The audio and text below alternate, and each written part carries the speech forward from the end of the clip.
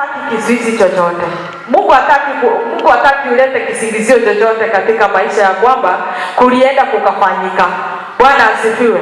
Mungu anataka aone jinsi alivyokuita unakaa katika huo mwito kwa kumpenda. Bwana asifiwe. Haleluya.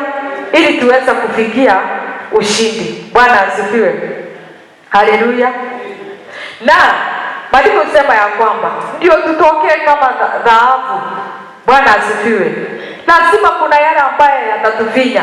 Sababu maandiko pale katika kitabu cha 1 Corinthians 13 tulisoma hivi, upendo uvumilia. Bwana asifiwe. Kwa hiyo tujue upendo ndio unatangulia, ndio kuvumilia ikuje. Bwana asifiwe. Ndio tuweze kuwa na uvumilivu. Upendo lazima ukue katika maisha yetu. Haleluya. Sababu tunaona ya kwamba hata Yesu mpaka msalabani alivumilia mateso. Hata tunaona wakati ule kabla hajaenda kuwekwa kwa msalaba, akiomba akilia akisema, naomba kama ingekuwa ni mapenzi yangu hiki kikombe kinipite. Bwana asifiwe. Lakini haikuwa mapenzi yake, ilikuwa mapenzi ya Bwana ya kwamba haende mpaka msalabani na aweze kukufa ni sababu sisi tupatikane. Haleluya. Tuchukue hiyo neno ndani ya maisha yetu ya kwamba upendo iko na gharama. Bwana asifiwe. Haleluya. Upendo iko na gharama yake. Unakuta hata katika kwa nyumba, unakuta kuna jambo limetendeka, unasikia kabisa hili limenifinya. Bwana asifiwe. Lakini kidogo naambia Mungu, si unajua mwenye kuruhusu haya yafanyike. Bwana asifiwe. Na unasikia unarudi na nguvu, na Bwana anaweza kukuzidishia na unaendelea. Haleluya. Haleluya. Bwana aweze kutusaidia kwamba tusilete kisingizio chochote. Bwana asifiwe.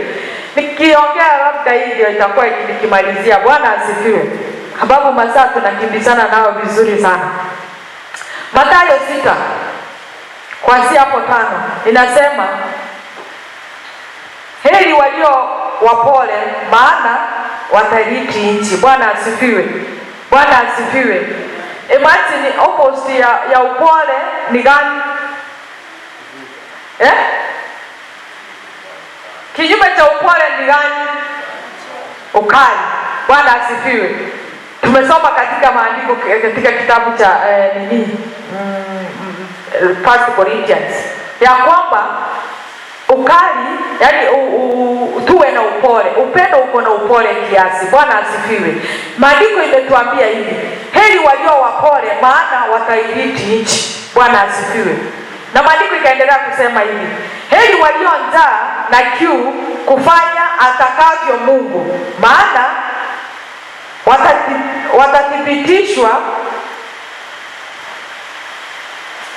Heri walio njaa na kiu kufanya atakavyo Mungu maana watashibishwa. Bwana asifiwe. Tukue na njaa na kufanya mapenzi ya Mungu. Bwana asifiwe. Ama tukue na njaa ya kufanya mapenzi ya Mungu, tutashibishwa. Bwana asifiwe. Hiyo ni 7. 8 inasema, heri walio na moyo safi